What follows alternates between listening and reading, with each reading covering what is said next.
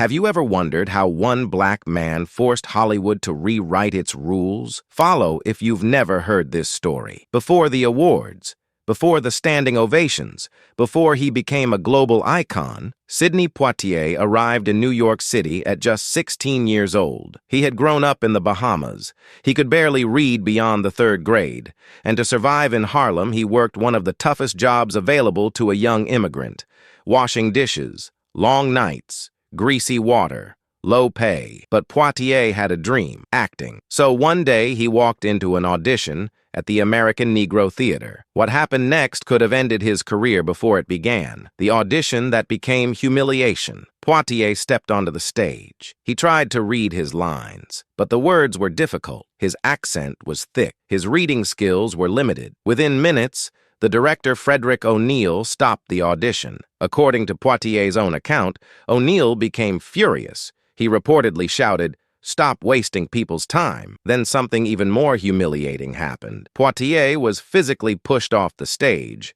O'Neill told him to go back to washing dishes. Poitier later remembered the moment with painful irony. He asked himself, how did he know I was a dishwasher? For many people, that moment would have ended the dream. For Sidney Poitier, it became the beginning. 6 months of relentless discipline. Poitier didn't give up. Instead, he went to work on himself. For 6 months, he practiced reading every night. He listened to radio broadcasters to improve his speech.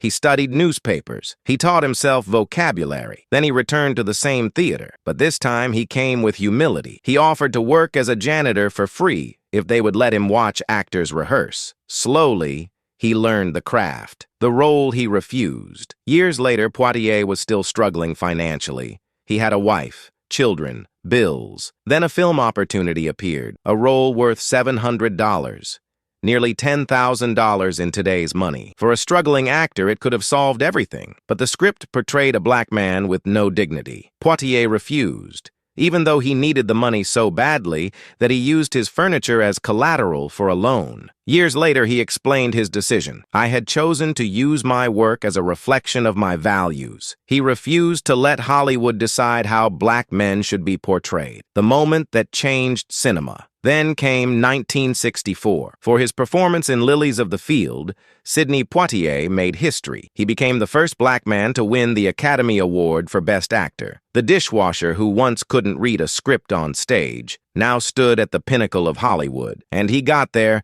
without surrendering his dignity. Subscribe and comment Poitier if you'd like to hear more about Sidney Poitier and other African Americans who changed Hollywood, and go to my videos to see more in-depth hidden black stories. We don't glorify injustice, we reveal truth, so history can't repeat itself.